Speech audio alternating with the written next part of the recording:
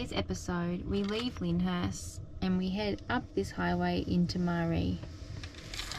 From Marree, we head left and hit the Oodnadatta Track, and we go all the way through Coward Springs, and we head up to William Creek, where we chuck a left and head into Coober Pedy.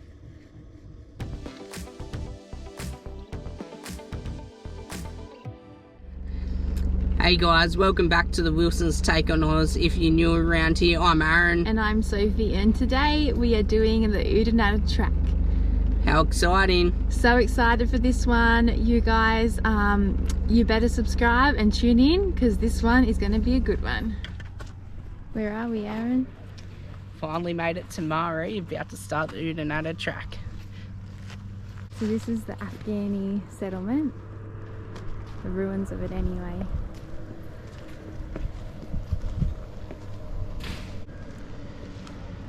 You ready? Let's hit the Oodnadatta Track. It's all open. So Aaron's just lowering the tyres. We're running 20 in the car and 40 in the van. And we're going to hit the track. So yeah, some bloke said, oh, you guys, no offense, but you guys don't look very seasoned. And we're like, well, no, it's our first track. So super excited to be hitting this, especially because it's been raining. It's going to be nice and muddy. So yeah, excited times. Oodnadatta Track follows a traditional Aboriginal trading route along a line of natural mound springs feeding from the Great Artesian Basin, the same route taken by the explorer John McDowell Stewart on his third expedition in 1859, and that chosen for the Overland Telegraph Line and Old Garn Railway Line. The desert scenery of the Oodnadatta Track may appear to visitors that they are journeying over waterless plains. Beneath them, however, lies one of the world's largest aquifers, the Great Artesian Basin. The dog fence, over 5,400 kilometres long. That dog fence was one of the biggest man-made structures in the world, stretching over 400 kilometres. 400 kilometres. So yeah, pretty cool to see that in real life, because you see it on movies like where they talk about the dog fence, but yeah, pretty cool. First bit of carnage, Oodnadatta's done. Easy fix though. Yeah, luckily. It's just our rock tamer has fallen down, but some easy bush mechanics and we'll be there in no time.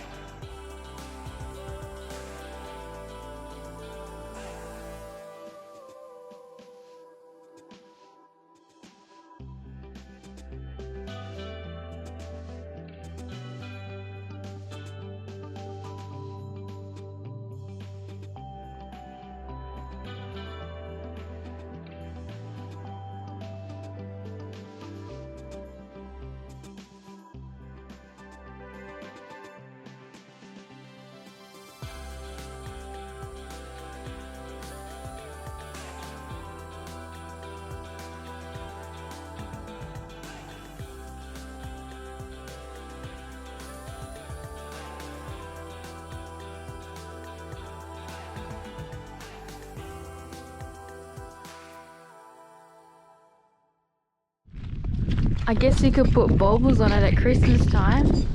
And some tinsel. And some tinsel, some fairy lights. Outback Christmas tree.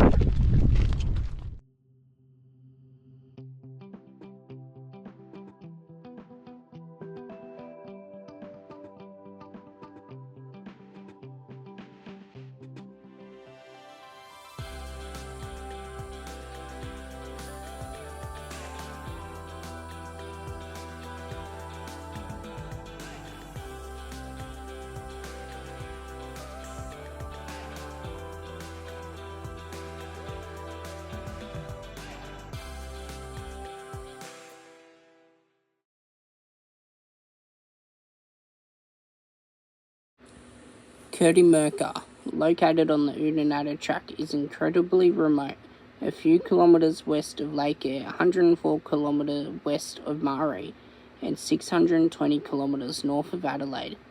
It really is in the middle of nowhere. There are no houses, no phone service, no internet, and very few trees, and the only people there are passing through. Yet it holds a fascinating history, beginning to be explored as a key location on the old overland telegraph line from Adelaide to Darwin, and the important original Garn Railway through Central Australia.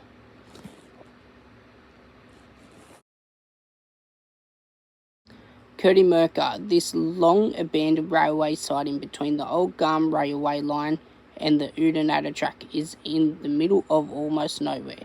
For many years, this siding had been home to the many settlers who looked after the railway line between Marree and William Creek. Long before the closure of the line in 1980, the site had already fallen into disrepair.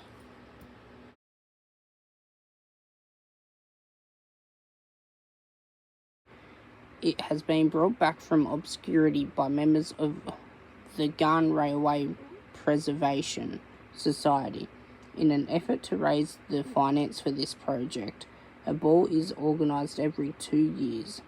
The first ball in 1986 was attended by just 100 people. 10 years later, the ball attracted several thousand men and women from all over Australia, and even some from overseas.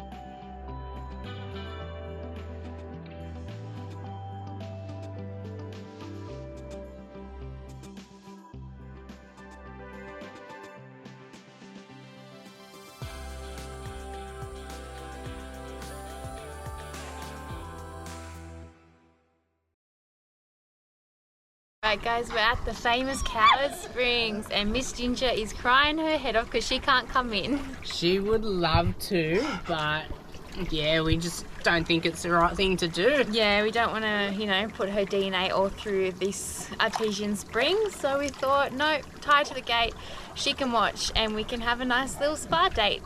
Nice and warm, 29 degrees. Yeah. It's going to be cold when we get out though because of icy wind. Yep. And but it's about worth it. 7 degrees or something? Yeah, about 7 degrees. Yeah. So, yeah, really excited to be here finally, and the iconic spa is ticked off the list. Day 2 on the Oodnadatta Track. We left Coward Springs this morning and we weren't going to stay there last night. We were actually going to stay at a free camp, but ended up having another fatality on the van. Yeah, we broke on the outside of our water tanks, the drain plug and the hose where the water comes up to the van. Yeah, so we lost about 95 litres in the outback somewhere.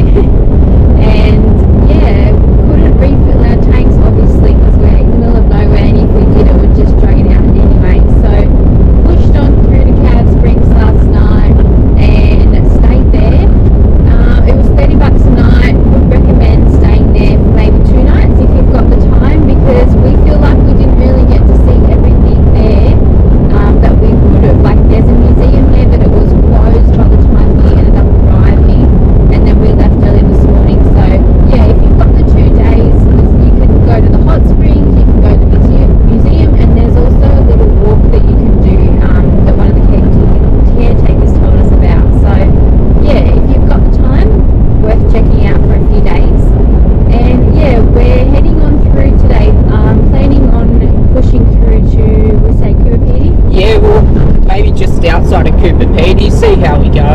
Yeah, it just depends on the time. Like, if we get enough time in the day, we'll push on through to Coober Pedy and probably end up at a free camp. Otherwise, maybe just outside at a free camp as well, because we have a accommodation booked for Tuesday and it's currently Thursday. So yeah, see what happens and we'll show you guys what we get up to today.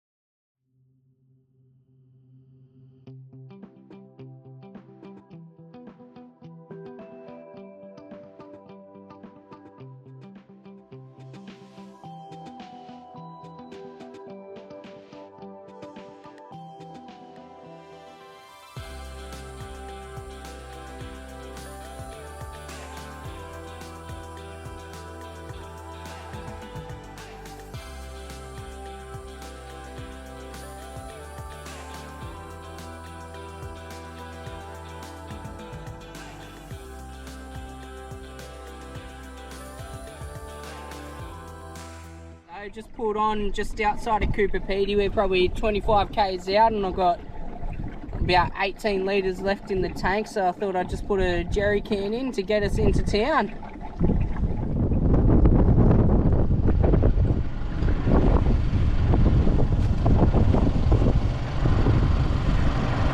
So just airing up after getting off the Oodnadatta Track.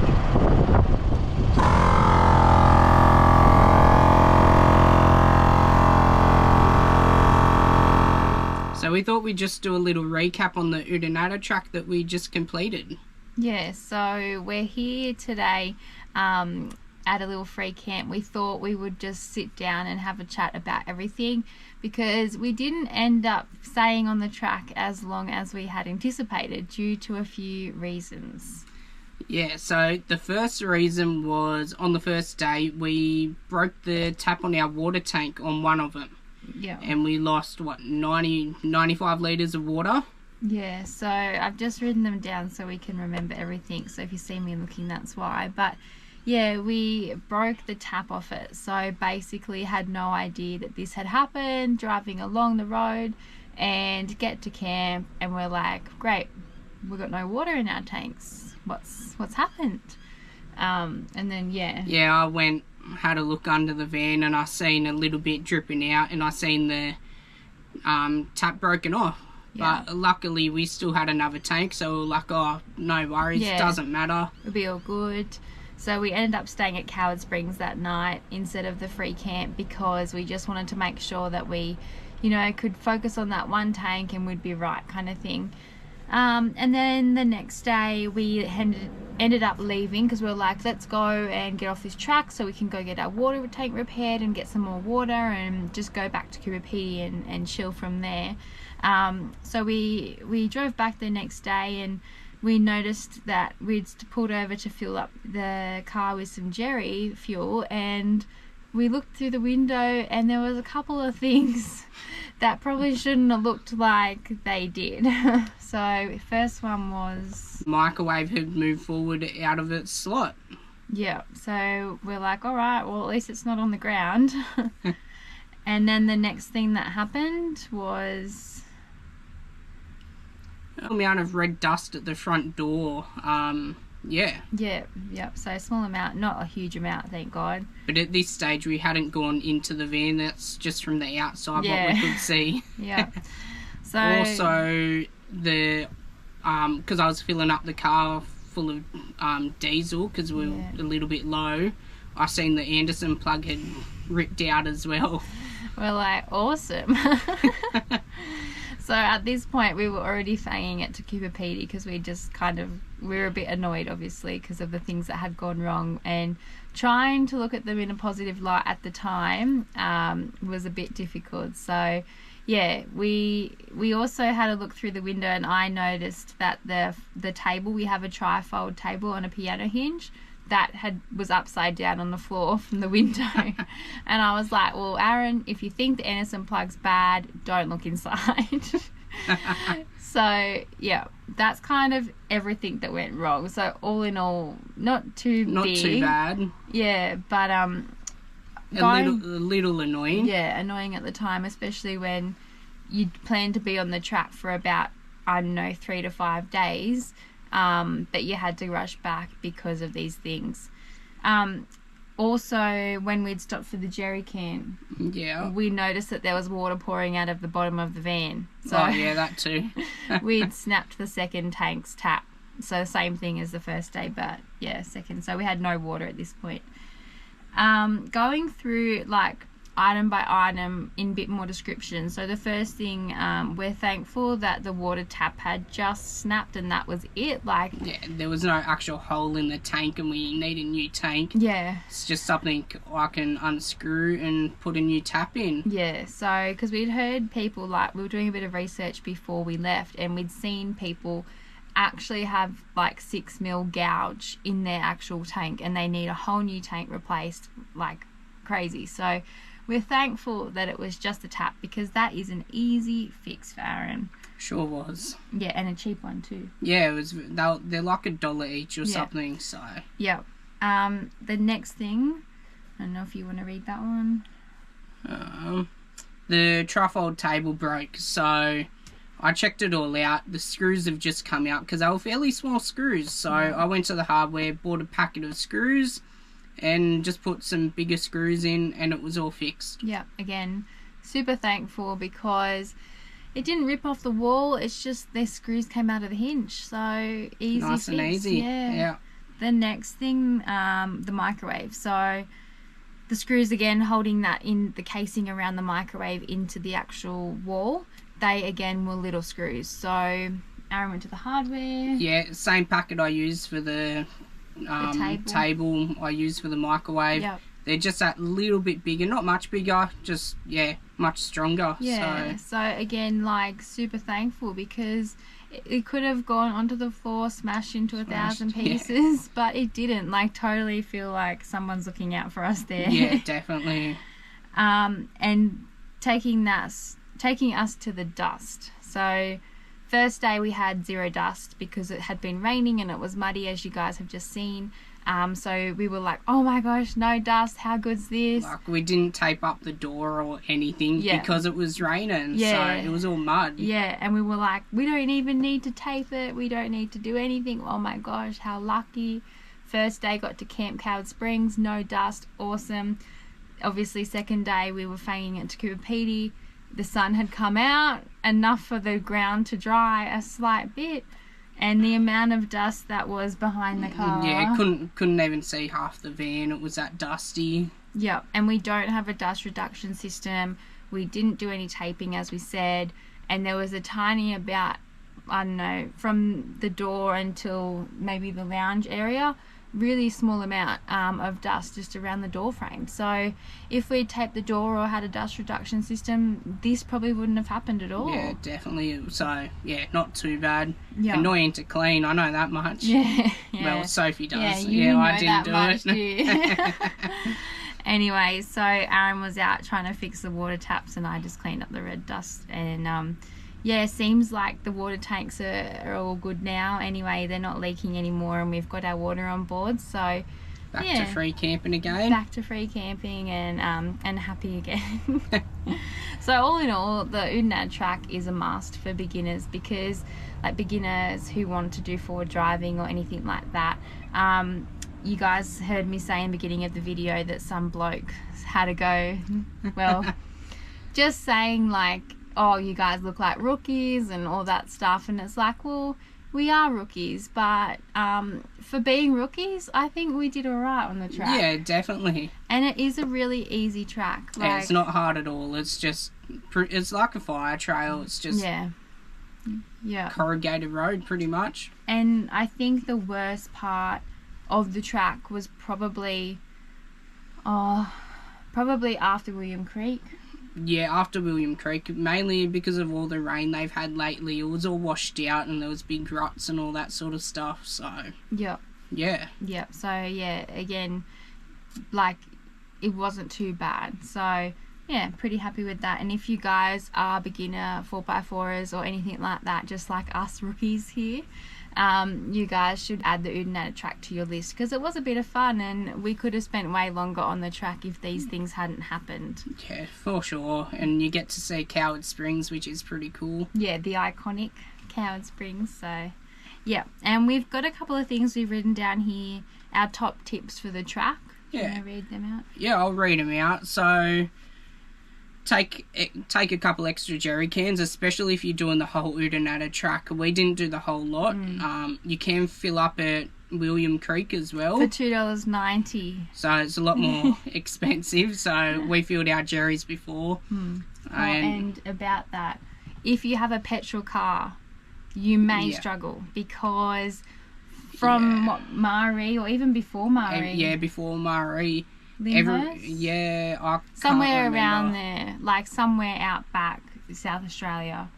There's no petrol, it's all diesel. And you see the signs everywhere saying diesel only, 4x4s and trucks only. Like, I don't know. If you've got a petrol car, maybe take extra jerrys, because depending how much you flog it, depending if you're towing, depending on wind, like that's everything. So.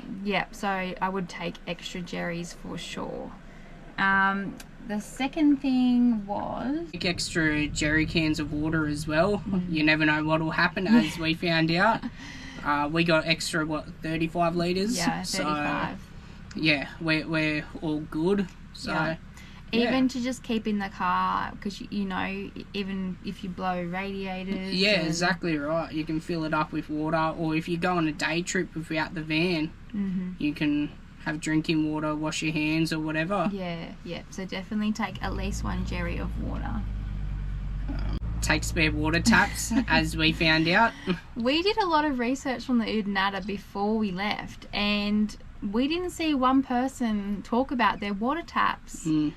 Yeah. But when I went to the hardware, I put the water taps on the counter, and the bloke said, "You done the Oodnadatta Track and you broke a tap on your Caravan?" He said, like every other man and his dog out here. Yeah. So it's obviously very common that happens, and we didn't hear anyone talk about that. So they're cheap enough to keep in your spares, and I would definitely grab a few. Yeah. And also lower tyre pressures and drive to conditions. For tyre pressures, I had 20 in the car and 40 in the van. I'd probably drop the van down to about 25, 30, and our table probably wouldn't have fell off. Yeah, we took old mate's advice at the start, and because we obviously are learning what our van should be on and all that, so we took old mate's advice and he recommended those pressures, so we did that at the time. But looking back, Aaron said I shouldn't have second guessed myself. Yeah, because originally I said 25 in the van and 20 in the car. Yeah. And we would have been good. It's crazy how, you know, someone can come up to you and make you feel, I don't know, like you don't know what you're doing or insecure about your decisions when you were so confident going into it. Like, anyway. Yeah, so don't listen to every Joe Blow you meet. A lot of them have good advice though. A lot do, and we have learnt a lot, especially off the Grey Nomad so far anyway. But yeah, trust your gut, I think, is our biggest learning curve from the Oodnadatta Track. Definitely. Yeah. So thank you guys so much for watching this video, and stay tuned for next one because it's going to be a good one. It will be a good one. Yeah, so we're in outback South Australia, heading on through to the Northern Territory, so you guys get to see that next Sunday. See you then. Bye. See ya.